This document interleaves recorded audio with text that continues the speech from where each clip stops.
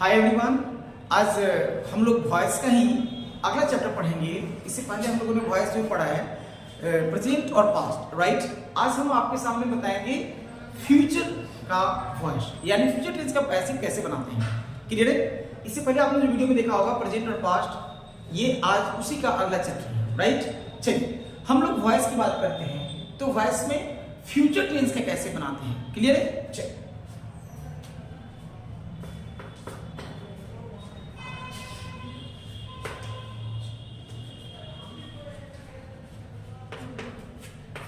Clear है? Future tense में जैसा कि हम जानते हैं कि मात्र दो ही पार्ट का वॉइस बनता है। कौन कौन? एक फ्यूचर सिंपल और दूसरा फ्यूचर परफेक्ट। फिर से सुन लीजिए, एक फ्यूचर सिंपल और दूसरा फ्यूचर परफेक्ट। कंटिन्यूअस यानी फ्यूचर कंटिन्यूअस और फ्यूचर परफेक्ट कंटिन्यूअस का पैसिव नहीं बनता है। ठीक है, चलिए तो जल्दी से हम लोग देखते हैं फ्यूचर सिंपल का पैसिव कैसे बनाते हैं। तो पहले एक्टिव का स्ट्रक्चर जानना जरूरी है।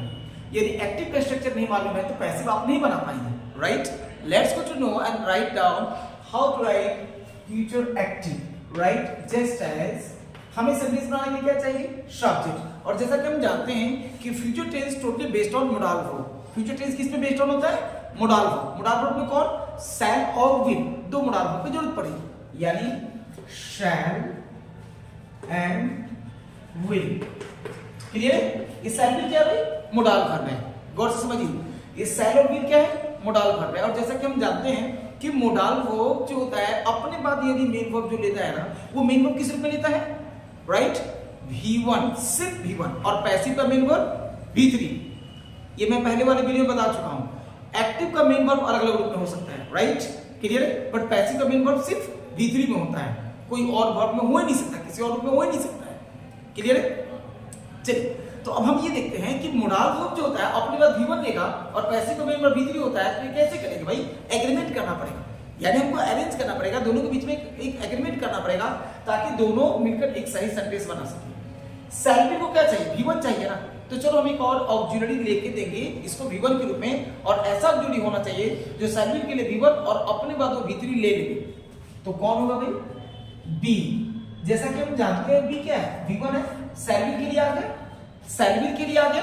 क्लियर है? अब सैलविल के लिए जब आ गया V1, राइट, तो सैलविल को आप कोई दिक्कत नहीं है। अब इसके बाद अगर जो वर्ब लाएंगे तो दो प्रकार के वर्ब आएंगे। सैलविल बी को यदि ऑक्सिलरी वर्ब बना दिया जाए तो इसके बाद आने वाला मेन वर्ब दो प्रकार के होंगे। एक्टिव में अगर जो प्रयोग होगा तो V4, एक्टिव में होगा तो V4, याद होगा फ्यूचर कंटिन्यूअस टेंस। तो क्या बन जाएगा ये? Future continuous tense. जैसे वह आते रहेगा, he will be coming, मैं बोलते रहूंगा I will be speaking। Dhoni, Sachin, ये विराट खेलते रहेगा, विराट will be playing, मैं तुम्हें मदद करते रहूंगा I will be helping you। वह आती रहेगी, she will be coming। मगर जब हम इसी का पैसिव बनाएंगे तो फिर अपने बाद मेन वर्ब किस रूप में लेगा? V3। किस रूप में लेगा? V3। बिल्कुल यही रूल है। क्लियर? जैसे she will help us, वो हम लोग की मदद करेगी, राइट। क्लियर है? she will help us, तो ये us क्या भाई? ऑब्जेक्ट। जैसा कि हम जाने कि पैसिव में ऑब्जेक्ट सबसे पहले आता है। ऑब्जेक्ट यहां आ जाएगा, सब्जेक्ट लिखा तो क्या बन जाएगा? सब्जेक्ट। तो क्या हो जाएगा? us यहां है तो सब्जेक्ट बन जाएगा we। we का क्या होता है? Object us। तो us अगर सब्जेक्ट में कन्वर्ट होगा तो we बन जाएगा। will ऑब्जेक्ट है यहां पे, देखो तो we के साथ क्या आएगा? विल दे सकते हैं, सैल और विल दोनों में से कोई दे सकते हैं, राइट। बट आपको टेंशन नहीं लेना, विल दे देंगे, सेंटेंस गलत नहीं होगा। Will be. अब हम क्या बनाना है? पैसिव की एक्टिव। अगर जो पैसिव बनाना है तो मेन वर्ब V3 होगा। हेल्प का मेन वर्ब V3 क्या होता है? बोलिए बोलिए, तो हो जाएगा हेल्प। क्लियर? और जब ऑब्जेक्ट चला है सब्जेक्ट के पास तो सब्जेक्ट जाएगा ना ऑब्जेक्ट के पास। क्लियर है? तो हो जाएगा बाय, राइट, हर, यानी we will be helped by her। Clear? पत्र लिखा जाएगा, right, a letter will be written। मान लीजिए अब ये कहते हैं जैसे I will help you, मैं तुम्हें मदद करूंगा, तो क्या हो जाएगा? ऐसे you will be helped bye me. Clear? You will be helped bye. You के आई क्या है? सब्जेक्ट है, चला आया तो मी बन गया। यू क्या है? सब्जेक्ट और ऑब्जेक्ट एक ही होता है, इसीलिए यहाँ पे विल यू आ गया, यानी यू सब्जेक्ट ऑब्जेक्ट दोनों एक ही होता है, राइट? यहाँ यू आ गया। तो ये चीज हो गई। हम और एग्जांपल जल्दी से बोल के बताते हैं ताकि आप समझ लें, राइट? जैसे सड़कें बनाई जाएंगी, रोड्स विल बी बिल्ड, मिठाइयां बांटी जाएगी, स्वीट्स विल बी डिस्ट्रीब्यूटेड, आपको मौका दिया जाएगा, यू विल बी चार्ज। ये पैसिव हो गए। क्लियर है? अगर तो निगेटिव की बात करेंगे, राइट, तो हम देखते हैं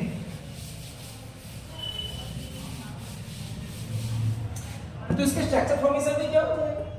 बाय और सब्जेक्ट बटे ऑब्जेक्ट। जब निगेटिव की बात करेंगे तो she will not buy a car, वो कार नहीं खरीदेगी। देखो तो विल के बाद नॉट आया, ठीक उसी तरह से पैसे में आ जाएगा, a car will not be bought by her. See यहां पे आ जाएगा ऑब्जेक्ट, तो सब हर बन जाएगा, कोई दिक्कत नहीं। चल अब हम बात करते हैं फ्यूचर परफेक्ट की। फ्यूचर कंटीन्यूअस का पैसिव नहीं बनता, you are understand, right? Future continuous is not change with the passive form, right? So now let's go to write down future perfect. Future perfect,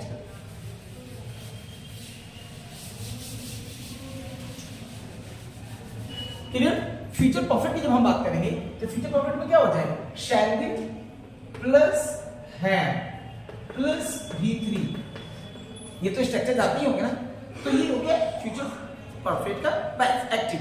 now let's go to change into the passive form. इसके passive form में change करेंगे तो object बटे subject shall and will plus, अब चूंकि ये है तो देना ही पड़ेगा, ये नहीं हटेगा, प्लस अब हम अगर जो V3, यदि हम V3 लिख दें तो V3 एक्टिव सर्विल हैव के बाद V3 एक्टिव में भी हो रहा है, पैसिव में हो रहा है, दैट विल बी रॉन्ग।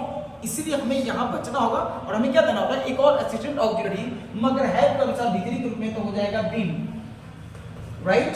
और बीन के बाद हम अब अगर जो पैसिव यूज करेंगे बीन के बाद हम V3 दे सकते हैं एंड देन बाय, और सब्जेक्ट चलाएगा कहां? ऑब्जेक्ट के पास, तो सब्जेक्ट बटे ऑब्जेक्ट, आपका स्ट्रक्चर तैयार हो गया। क्लियर है? एग्जांपल देने से देख लेंगे।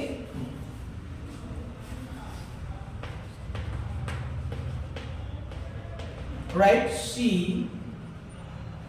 Will have done this work, तो क्या हो जाएगा? Passive this.